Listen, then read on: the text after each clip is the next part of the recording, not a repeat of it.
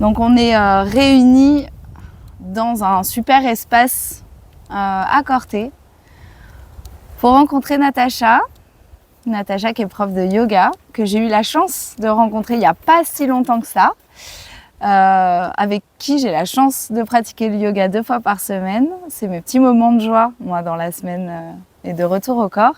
Du coup, je voulais vous présenter Natacha parce que je trouve qu'elle a une pratique du yoga et surtout une pratique de la respiration qui est très intéressante. Et c'est très enrichissant de travailler avec elle. Donc, merci. Donc je voulais vous la présenter et d'autant que en plus je anime un événement, un atelier dimanche et je pense que ça sera le premier d'une longue série d'ateliers. Complètement. Ouais.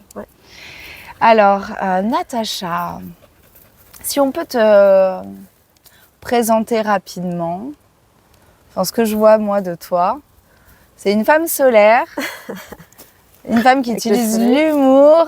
Oui. Quand elle est gênée. Oui, complètement. Qui met des intonations dans ses cours de yoga. Moi, c'est ça qui m'a charmée. Tu sais, avec ma fille, ce qui nous a charmée, c'est ta façon de dire oui quand on réussit une posture. J'adore. Ça met tout de suite à l'aise. Bravo. C'est génial, en fait.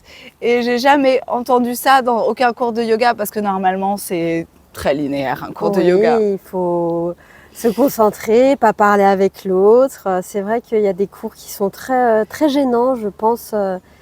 Même les élèves sont gênés. Si l'élève ne colle pas avec ses élèves très pointilleux, très carrés, souvent ça crée une gêne. Ouais. Et toi, tu as cet art-là de mettre tout de suite à l'aise avec l'humour, avec le oui. Je suis un peu pipelette aussi, quand même. J'aime bien découvrir les gens, j'aime bien savoir qui ils sont, pour aussi m'adapter à leur pratique, leur corps et leur ressenti.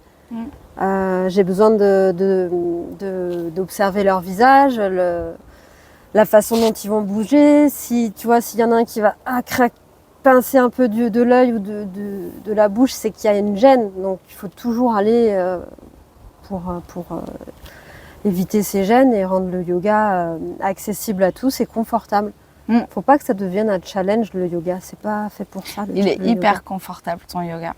Franchement, c'est une bulle. Hein, en plus, c'est pas du tout... On se sent pas jugé parce qu'on n'y arrive pas dans tes cours. Et pourtant, il y a d'autres personnes qui pourraient avoir. Mais de suite, en fait, ton positionnement nous implique qu'on ne va pas se juger nous-mêmes déjà trop sévèrement, ni juger celui qui est à côté trop sévèrement. Donc ça, c'est quand même génial. Oui. Ça fait du bien quand on ne pratique pas le yoga normalement, en fait. Parce que des fois, on arrive dans un cours de yoga et on se dit je ne sais pas faire. C'est ça. On a souvent, je dirais 70% des gens à qui je propose de faire une séance de yoga vont me répondre « je suis nulle, je suis pas souple, c'est pas pour moi ». Le yoga, c'est pas Instagram, hein, le yoga. La vie, c'est pas Instagram, faut arrêter avec ça. Quand on va rentrer dans une certaine posture, si on a le genou plié, c'est ok, c'est déjà la posture. Si on n'arrive pas à se mettre sur la tête et les jambes en l'air tout de suite, c'est ok. La posture. Si on a déjà la tête en bas et les jambes sont toujours sur le sol, c'est aussi la posture, on est déjà dans une inversion. Donc, petit hélicoptère. Ouais, salut. Ça, c'est parce qu'on parle des inversions. Ça, c'est parce qu'on parlait de la sécurité civile et du coup, ils viennent nous embêter. C'est la gendarmerie. Ah, c'est la gendarmerie. Et j'en viens à la seule question que j'ai eue sur la boîte à questions de ce matin. Oui. Et je vais te la poser avant d'oublier. C'est une de mes clientes qui m'a demandé comment se mettre au yoga et même seule en 10 minutes le matin en fait. Mais c'est quoi qui donne le déclic de se mettre au yoga en fait? Et du coup, tu pourrais venir à c'est quoi qui t'a donné après le déclic de te mettre au yoga? Alors, pour répondre à cette dame, le déclic pour se mettre au yoga, c'est prendre un temps pour soi déjà. Juste s'enfermer dans une bulle. Que ça dure 10, 15, 20 minutes, c'est déjà faire du yoga. Prendre le temps de s'installer, peu importe, on peut être allongé, en tailleur ou sur les genoux, c'est aussi prendre un temps pour soi.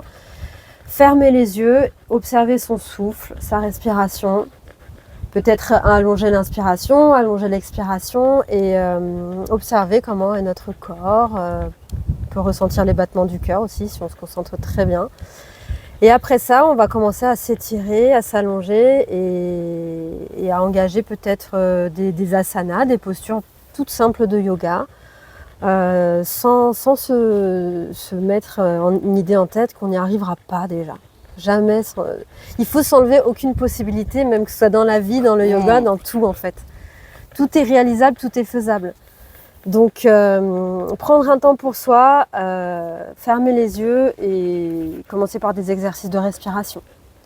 Et après enchaîner avec les mouvements. Le mouvement, c'est la vie. Le mouvement, respirer, c'est la vie. Le mouvement, c'est la vie. Il faut se dire que bouger aussi, ça va hydrater ton corps.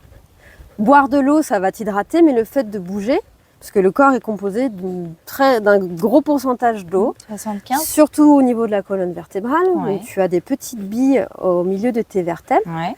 où tu as les petits coussinets qui entourent ces petites billes au niveau de tes vertèbres, qui sont composés que d'eau. Du coup, si tu bouges ta colonne vertébrale un petit peu dans tous les sens, tu vas activer cette eau, cette hydratation qui va rentrer dans tout ton corps. Donc, il faut bouger son corps dans tous les sens pour s'hydrater. Et le mouvement, c'est important. Tous les jours, c'est important. Et en douceur, du coup, En douceur. avec le yoga, c'est d'autant plus Oui. important. Le yoga, c'est une pratique où on étire son corps. La plupart du temps, c'est beaucoup d'étirement. Après, on peut ajouter du renforcement musculaire.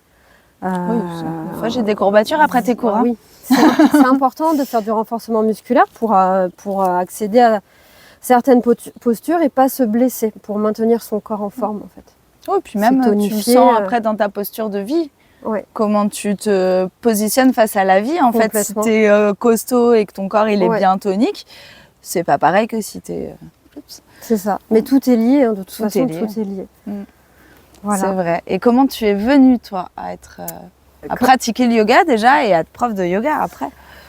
Alors moi, je suis venue au yoga, j'ai fait beaucoup de danse quand j'étais plus jeune, danse contemporaine surtout. Donc le mouvement, la musique, très important.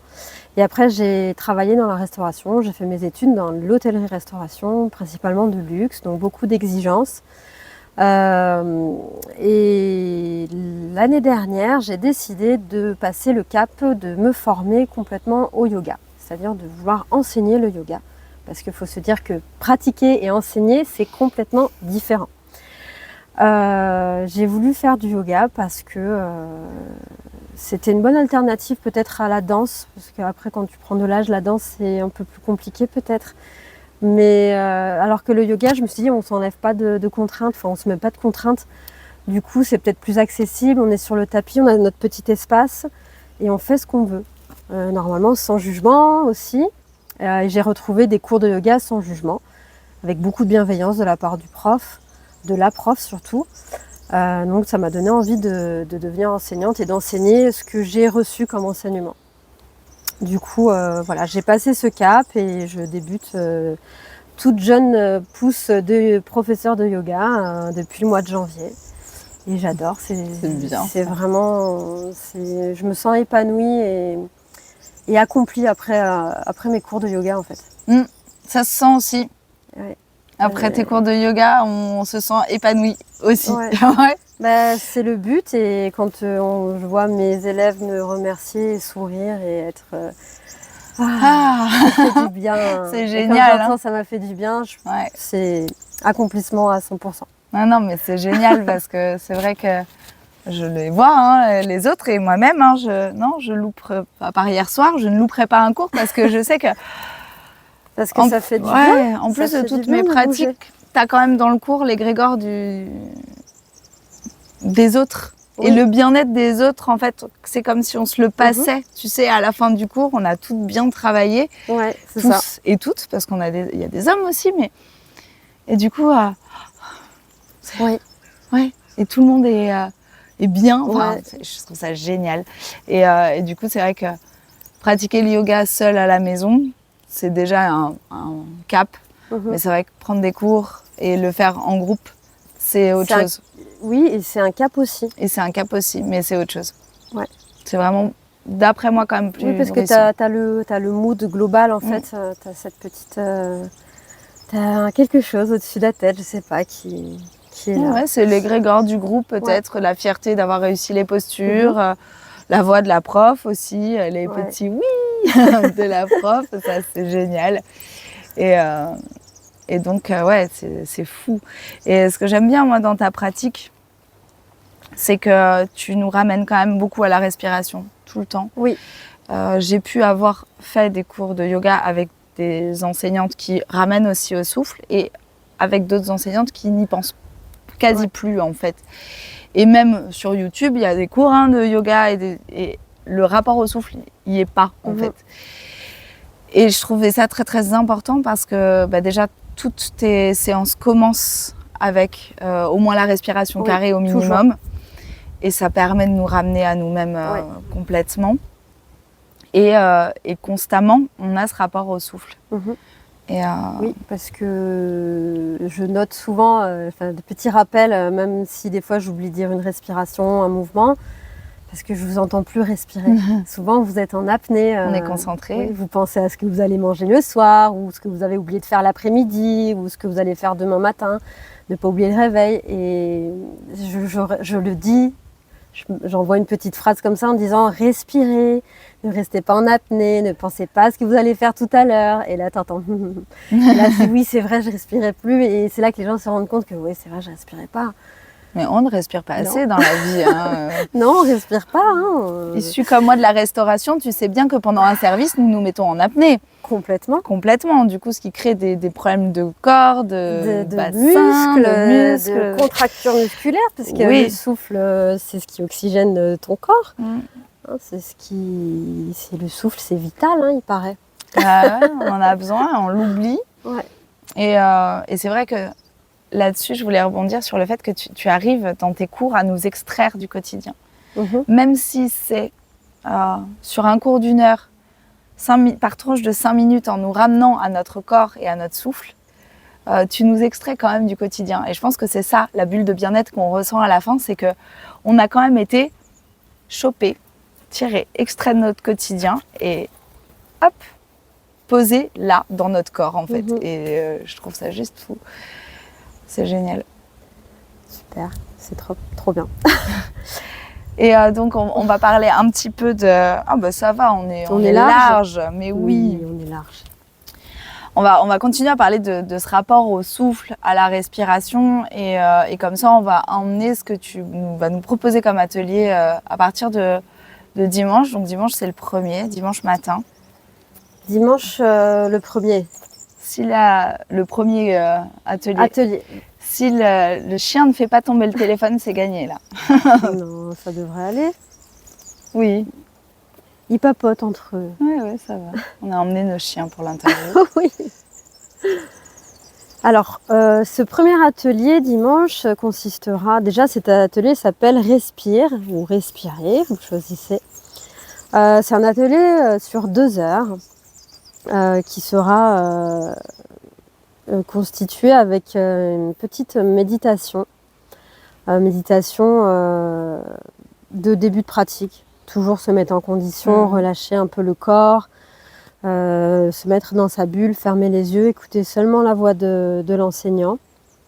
Après ça, on va partir sur 30 minutes de technique de pranayama. Pranayama, c'est une respiration basée sur des techniques sanskrites hindoues, indiennes. Prana en sanskrit, ça veut dire c'est le souffle de la vie, le prana. Je ne vais pas développer toutes les techniques de pranayama parce qu'il y en a énormément. Et il faut savoir une chose, c'est qu'un pranayama, une technique pratiquée en Inde, dure environ 1 heure, voire 25 minutes, mais seulement sur une technique. Moi, je vais essayer de baser 3 petites techniques qui seront espacées sur des cycles de souffle et de respiration. Souvent qui sont activés par les sinus, où on va peut-être boucher une narine et l'autre, où ça va activer ton système sympathique et parasympathique. Oui, c'est Pinga et Inda. C'est Nadi Shodhana, avec peut-être la main au 3e œil, peu importe comment on place les doigts, peu importe. C'est ce qui va permettre d'apporter une détente absolue au niveau de ton corps, de ta respiration. Et essayer de pratiquer sans se stresser aussi. Des fois, on appréhende un petit peu. Ouais. De ne pas savoir bien faire ou quoi. Et je vais essayer de guider ces techniques sans stress. Voilà, pour rassurer et dire que tout va très bien se passer. Et tout va très bien se passer. Tout va très bien se passer.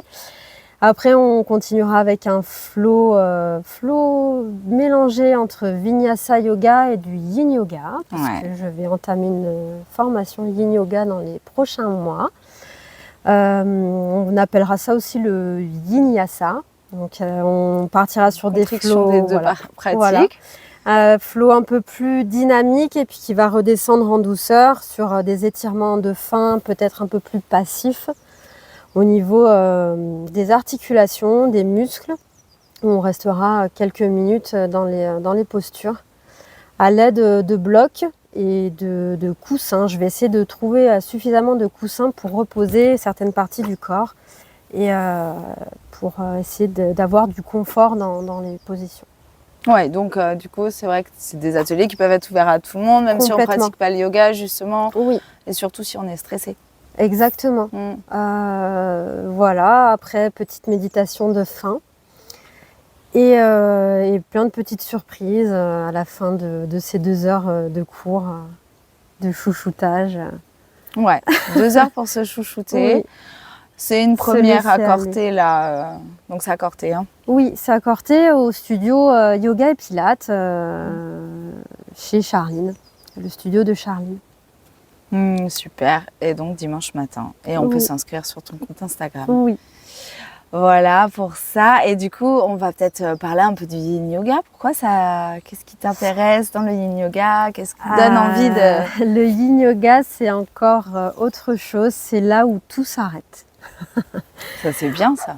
Le temps s'arrête encore plus que le yoga Vinyasa. Le Yin Yoga, c'est une pratique avec seulement quelques postures répertoriées. Il n'y en a pas autant que dans le Vinyasa ou le Hatha Yoga, où les postures sont maintenues de longues minutes, entre 3 voire 6 minutes maximum. Et c'est des postures assez engageantes malgré tout, puisqu'on va chercher l'étirement profond. Julia, et on va trouver parfois peut-être de l'inconfort, mais dans le confort.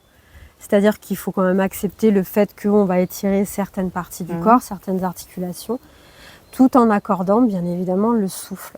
Oui. Parce que si on se tourne d'un côté et qu'on reste en apnée, on ne va pas détendre le corps. Donc. Surtout 6 minutes. Surtout 6 minutes. Donc, le Yin Yoga, c'est vraiment faut tout associer et bien évidemment observer chaque élève, comment chaque élève ressent les postures. Pour toujours corriger ou peut-être pas corriger, mais plutôt, je dirais... adapter. Adapter, ouais, merci, je ne trouvais pas. Plutôt adapter. Voilà. Donc, j'ai vraiment très hâte de proposer un peu de nouveauté au studio. Oui. Cet été, je pense que dès fin juin, je proposerai des cours de Yin Yoga. Génial. Il y aura aussi du Yin restauratif, puisque ma formation, c'est expertise du Yin. Donc, c'est une formation un peu plus poussée. Yin restauratif pour les sportifs. Ouais. Donc ici, on est dans la région parfaite pour les trails, pour le GR20. Avec le GR et tout, voilà. Tu peux même faire du Yin restauratif dans les refuges. Complètement. Donc restauratif pour les fins de journée compliquées en montagne et aussi pour les personnes un peu plus âgées peut-être, qui ont envie de se mettre au yoga mais qui ont peur en voyant toutes ces figures un peu compliquées. Qui ont des problèmes d'articulation. Je vois ma mère ne fait pas de yoga à cause de ses articulations, des problèmes d'épaule. Et du coup, c'est vrai que le Yin Yoga, ça peut... Tout à fait. En plus, dans le Yin Yoga, il y a beaucoup d'accessoires. Il y a des gros coussins longs qu'on appelle des bolsters, où on va le positionner d'une certaine façon et le corps va complètement s'étirer, s'allonger dessus, ou le placer à l'arrière du dos, ou sous les genoux, sous les talons. C'est vraiment un yoga complètement adapté. Vraiment. Donc, pour tout le monde, quoi. Ouais. Et dans cette formation que je vais faire, il y aura aussi formation de bain sonore avec les gros bols. Génial. Où on pourra... Il y a plein de surprises qui arrivent cet été, j'ai vraiment hâte. C'est bien ça. Méditation sonore, yin yoga, restauratif, ça va être vraiment chouette. Ça me botte pas mal. J'adore le son. Je t'ai vendu le truc là. Ah oui, j'ai des bols. Enfin, j'ai un petit bol. J'ai un tambour aussi. Oh, c'est trop bien. Ah oui. En extérieur, yin yoga avec des bains sonores, c'est juste incroyable. C'est juste incroyable. En bord de mer. Ouais. Ou de rivière. Oui. Parce qu'on est à Corté. Ouais. Donc ça peut donner lieu à des jolies rencontres. Ouais. J'ai vraiment hâte. Ouais, moi aussi. Du coup, je suis contente de ne pas travailler cet été, tiens. Enfin, de travailler, mais pour moi, cet été, quoi. Ouais, il y a pas mal de choses qui vont se mettre en place, ça, c'est bien. Et surtout, l'accès au son, au souffle. Ce qui me manquait peut-être un peu dans les pratiques de yoga qu'on pouvait retrouver dans la région, de toute façon. Donc, ça vient compléter, ça vient bien compléter ce qu'il y a déjà.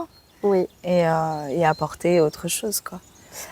Ouais, moi j'ai pas précisé, mais mon approche au yoga aussi, c'est peut-être cette approche au corps humain. J'ai beaucoup de fascination pour le corps humain.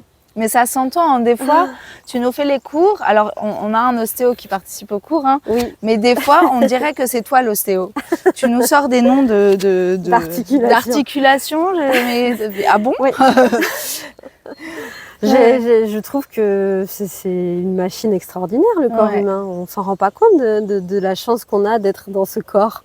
Non, mais puis c'est... on se plaint parfois d'avoir mal et tout, mais tous ces mots ont un rapport avec notre vie, notre quotidien. Oui. Et c'est notre véhicule. Et je trouve que c'est bien de l'explorer et de faire en sorte de faire aller mieux cet état peut-être de petit pincement quelquefois, de prendre le temps d'observer nos douleurs pour essayer de les faire s'apaiser. Et je trouve que le yoga, c'est la meilleure idée. C'est une très bonne pratique. Vraiment, pour déjà commencer à tendre l'oreille, en fait. Oui. Il faut savoir qu'il y a Camille Test qui a sorti un livre qui s'appelle « Politiser le yoga ». Il est génial. Il est très court, très petit livre. Et dans son livre, elle explique que clairement, le yoga devrait être remboursé par la sécurité sociale. Je suis d'accord. Parce que c'est vraiment une thérapie pour certaines personnes. C'est hyper important d'aller au cours de yoga. Puis dans notre société, on n'écoute plus notre corps. On l'écoute que quand il a mal. Oui. Quand c'est des douleurs chroniques qu'on a l'habitude d'avoir de dos, par exemple, ou quoi, on n'écoute pas. C'est ça. Quand ça va bien, on n'écoute pas. On n'écoute que quand on est malade ou enrhumé. Ou quand on a des allergies. Et si on l'écoute avant, en fait, peut-être qu'on peut justement... Parce que aussi, on vit dans une société à 1000 à l'heure. Complètement. Sollicité tout le temps. Tu connais la restauration. Quand je travaillais en restauration, c'était des semaines à 65, peut-être 70. Je ne sais même pas si j'ai dû les toucher. Mais à quel moment ici tu veux prendre un temps pour toi Impossible. Tu veux pas. Impossible. Donc, c'est ce qui aussi le fait de me reconvertir en tant que professeur de yoga, c'est mettre un frein de vie pour vivre parce qu'on n'a qu'un corps. Ouais. Non mais oui, parce qu'on l'oublie. Prendre ce temps de vivre, juste profiter et s'écouter et essayer de bouger son corps malgré un rythme effréné qui est la vie en fait. Mais c'est la société qui nous impose cette vie. C'est la société qui nous impose cette vie. Je pense que les réseaux sociaux ne sont pas... C'est catastrophique. C'est une catastrophe. Bon, je travaille avec, mais je me rends compte à quel point je suis obligée de faire du deep work. C'est-à-dire que quand je veux créer du contenu pour les réseaux sociaux, donc pour que les gens restent sur les réseaux sociaux quand même, je suis obligée de éteindre mon téléphone pour pouvoir me concentrer et pas avoir des notifs et pouvoir créer les astro-tarots du matin ou quoi. Je suis obligée d'éteindre mon téléphone. Oui. Et il y a toujours... Et ça participe à notre intellectualisation constante en fait. Ouais. Et, le cerveau, il assimile tout, mais tout. Et trop. Et du coup, toute l'énergie de la journée est basée là-haut. Ouais. Et moi, ça va. J'ai pas mal de pratiques matinales qui me permettent de retourner à mon corps déjà dès le matin en fait. En termes d'enracinement, en termes d'écoute de mon corps, tout ça. Et un peu de yoga. Mais Mais quand on se lève, on boit notre café, on prend notre téléphone, on part bosser, on rentre, on fait à manger aux enfants, on regarde la télé, on écoute les infos, on va se coucher. À quel moment on s'est occupé de notre corps en fait? Non, parce que en fait, on est Conditionné. conditionné. Faut que je fasse ça. Après, il faut que je fasse ça. Dans Faut que le je fasse faire. ça. Ouais. Ouais. Et pas dans l'être. Le yoga nous apprend à être aussi. Ouais. C'est un état d'être quand même, avant d'être une spiritualité. Enfin, c'est avant tout une spiritualité, bien évidemment, mais c'est aussi un état d'être, en fait. C'est juste un retour à l'être et donc un retour au corps. Oui. Et c'est important. C'est ça. Donc bon. Bah, c'est pas mal, on est pas mal. On est dans ton timing. On est dans mon timing. C'est génial. On se retrouve assez bientôt. Après ton yin yoga, peut-être qu'on pourra... Ouais. Un petit point. On pourra refaire un petit point yoga. En tous les cas, merci pour merci à toi. ce rendez-vous. Très belle rencontre en tout cas. Tout s'est aligné pour qu'on se retrouve. Ouais. Vraiment. Ah oui, tout est aligné pour qu'on se retrouve. Ouais, je suis ravie. Bah, déjà, merci de nous avoir présenté ta pratique. On te voit presque pas. Alors déjà, un jour, j'investirai promis dans une caméra. Dans une caméra. Bon, en attendant, déjà très bien. Je vous propose juste de retourner dans ces petits rendez-vous dans mon salon qui ne se font plus dans mon salon. Mais... Il est vachement mieux. Hein, il est pas mal ce salon. On est il est vachement chant des mieux. oiseaux, au soleil. C'est tellement agréable. Ouais. J'adore cet endroit, moi. J'adore aussi. Merci pour cette découverte d'ailleurs, parce que je ne le connaissais pas. Et on se retrouve pour la prochaine invitée, aussi à la campagne, parce que ma prochaine invitée fait de la médiation animale et ça sera aussi à la campagne. Allez, à tout vite.